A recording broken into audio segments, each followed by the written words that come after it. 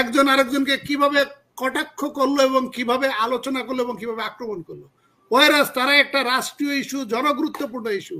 আপনারা পদ পদবি নিয়ে আসেন, তাহলে আপনারা 99-এর এই যে জাজমেন্টটা, এটা নিয়েও তো আবার আদালতের সামনে আপনারা উপস্থাপন করতে পারেন। তাহলে আদালত থেকে যদি একটা সিদ্ধান্ত আসে, একটা জাজমেন্ট আসে, তাহলে তো আমাদের 18 কোটি জনগণ মুক্তি পেতে পারে। আর শেখ হাসিনার যদি আক্ষরিক করতে হাসিনা একটা সদিচ্ছা থেকে থাকে, তাহলে হাইকোর্ট এখন যে পূর্ণাঙ্গ জাজমেন্ট দিয়েছে, এই পূর্ণাঙ্গ জাজমেন্টে মানে পূর্ণাঙ্গ জাজমেন্টের পরিপ্রেক্ষিতে উনি কিন্তু এখন এটার একটা সমাধান করে দিতে পারেন, কিন্তু উনি এটা আলটিমেটলি করবেন না হলো যে এইটার আড়ালে ভারতের স্বাধীনতা সার্বভৌমত্বের যে চুক্তি, এটা নিয়ে যাতে কোনো গণ অভ্যুত্থান না হয়, এই যে রিজার্ভ যে $10 বিলিয়ন চুরি হয়ে গেল বা জয় বাংলা হয়ে গেল, এটা নিয়ে যাতে গণ অভ্যুত্থান না হয়, এই কারণেই এই নাটকগুলো মঞ্চস্থ করা হচ্ছে। জনগণের শক্তি হলো হাসিনা আক্তার সবচেয়ে বড় শক্তি। যখন জনগণ তাকে নাস্তানুবোধ করে ফেলবে, তখন তার আত্মীয় কেন, তার ছেলে এসেও তাকে বাঁচাতে পারবে না। সর্বশেষ যে দর্শক যে কথাটা বলেছিলেন, যে মতিউর রহমান রেন্টুর যে বইয়ে যেটা লিখেছেন, এটা লেখার পরেও আমরা জনগণ কেন এটা থেকে শিক্ষা নিতে পারে নাই। এখন মতিউর রহমান রেন্টুর যে লেখায়, এটাতে তো হাসিনা তো যাওয়া লাগবে না। আমাদের যে সুপ্রিম মানে আমাদের অ্যাপিলেট ডিভিশনের জাজমেন্ট আছে 99-এ, এই জাজমেন্টে কিন্তু মাননীয় প্রধানমন্ত্রীকে বলেছিল যে she is a wrong headed lady. তো she is a wrong headed lady যদি হয়, তাহলে তার মাথায় কোনো না কোনো প্রবলেম আছে, তার মানে সে সুস্থ মস্তিষ্কে বা সুস্থভাবে কথা বলে না। এইটা যখন আমাদের মহামান্য সুপ্রিম কোর্টের অ্যাপিলেট ডিভিশন, সর্বোচ্চ আদালত যখন এই জাজমেন্টটা দিয়েছে, তাহলে এই জাজমেন্টে যদি আপনি ব্যাখ্যা বিশ্লেষণ দেন, তাহলে মাননীয় প্রধানমন্ত্রী এখনো পর্যন্ত আদালতে কোনো মেডিকেল সার্টিফিকেট উপস্থাপন করেন নাই যে উনি রং হেডেড না বা মানসিকভাবে অসুস্থ না। তার মানে যেহেতু এখনো মেডিকেল সার্টিফিকেট উপস্থাপন করেন নাই, তার মানে ওই জাজমেন্টটা কিন্তু এখনো বহাল আছে। তো ওই জাজমেন্ট যদি বহাল থাকে, তাহলে আমাদের সংবিধানের আর্টিকেল 66(2) অনুসারে উনি কিন্তু এমপি হওয়ার জন্য অনুপযুক্ত। আর উনি যদি এমপি না থাকেন, তাহলে উনি কিন্তু আর্টিকেল 56(3) অনুসারে উনি প্রধানমন্ত্রী হতে পারেন না। তাহলে এটা তো 99-এই তো ডিসাইডেড হয়ে গেছে। এটা আমার কাছে একটু মানে বড় কষ্ট যে বিরোধী রাজনৈতিক নেতৃত্ব, এবং আপনি দেখবেন যে আপনি আদালতে যদি যান, সুপ্রিম কোর্ট, অ্যাপিলেট ডিভিশন বা বিভিন্ন কোর্টে, আপনি দেখবেন যে আইনজীবীদের 2/3 হচ্ছে এনটি আওয়ামী লীগ, এবং তারা হলো বিএনপির সমর্থক। কিন্তু বিএনপির সমর্থক হলো, তাহলে এই আইনজীবীগণ কি করে?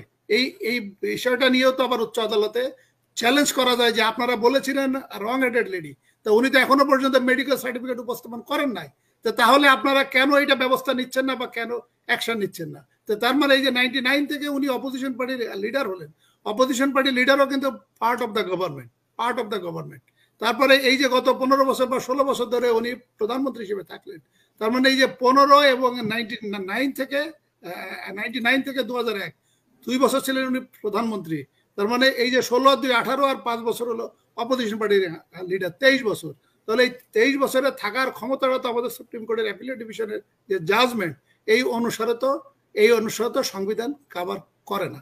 তো এটা আমার কাছে হাসিনা আক্তার, দেখেন আপনার এই যে আমাদের সুপ্রিম কোর্ট বার অ্যাসোসিয়েশনের যে নির্বাচনটা হলো, সেখানে দেখেন দুইজন বিএনপি উকিল নেতা, একজন সভাপতি নির্বাচিত হয়েছেন, আরেকজন হলো যে বিএনপি জাতীয়তাবাদী আইনজীবী দলের উনি হলেন নেতা, এবং একজন আরেকজনকে কিভাবে কটাক্ষ করলো এবং কিভাবে আলোচনা করলো এবং কিভাবে আক্রমণ করলো, ওয়ারাস তারা একটা রাষ্ট্রীয় ইস্যু, জনগুরুত্বপূর্ণ ইস্যু। আপনারা পদ পদবি নিয়ে আসেন, তাহলে আপনারা 99-এর এই যে জাজমেন্টটা, এটা নিয়েও তো আবার আদালতের সামনে আপনারা উপস্থাপন করতে পারেন। তাহলে আদালত থেকে যদি একটা সিদ্ধান্ত আসে, একটা জাজমেন্ট আসে, তাহলে তো আমাদের 18 কোটি জনগণ মুক্তি পেতে পারে।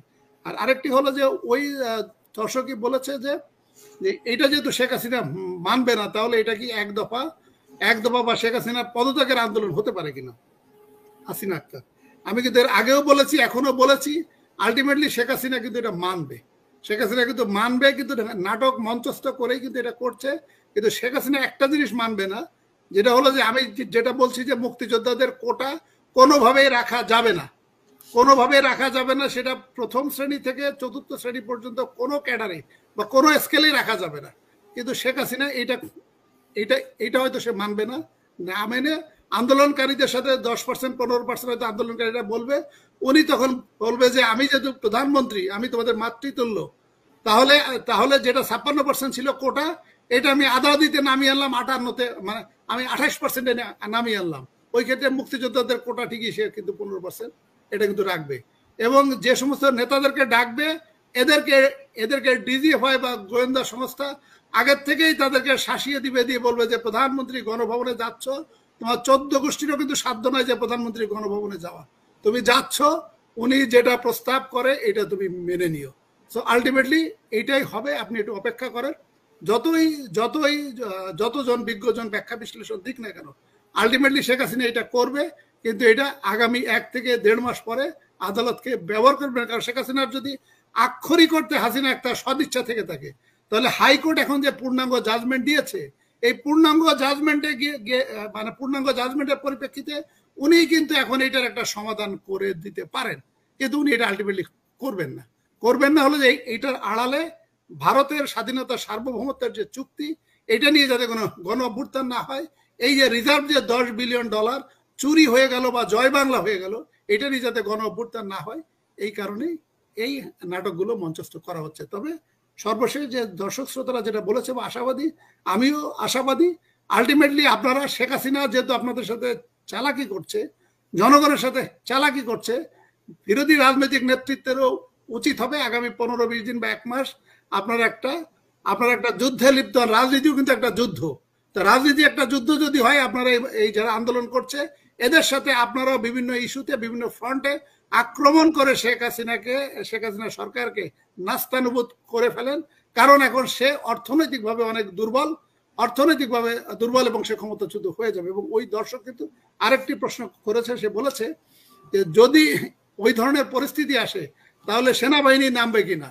ওই দর্শক হয়তো এটা বলার চেষ্টা করেছেন যে সেনাবাহিনী প্রধান যেহেতু শেখ হাসিনার ফুফাতো বোনের হাজবেন্ড, তাহলে সেই ক্ষেত্রে কি শেখ হাসিনা মানে তাহলে সেই সেনাপ্রধান কি শেখ হাসিনাকে রক্ষা করবে কিনা। আসলে জনগণের শক্তি হলো হাসিনা আক্তার সবচেয়ে বড় শক্তি। জনগণ যখন তাকে নাস্তানুবুদ করে ফেলবে, তখন তার আত্মীয় কেন, তার ছেলে এসেও তাকে বাঁচাতে পারবে না, তার সরকারকে রক্ষা করতে পারবে না। তো আলটিমেটলি সবার ওই দিকে যাওয়া উচিত, ওই অ্যাঙ্গেলে যাওয়া উচিত, ওই ডাইরেকশনে যাওয়া উচিত। এবং আমি এই কামনা, এই প্রত্যাশা করে আমি আজকে আপনার অনুষ্ঠানে বক্তব্য শেষ করছি। ধন্যবাদ।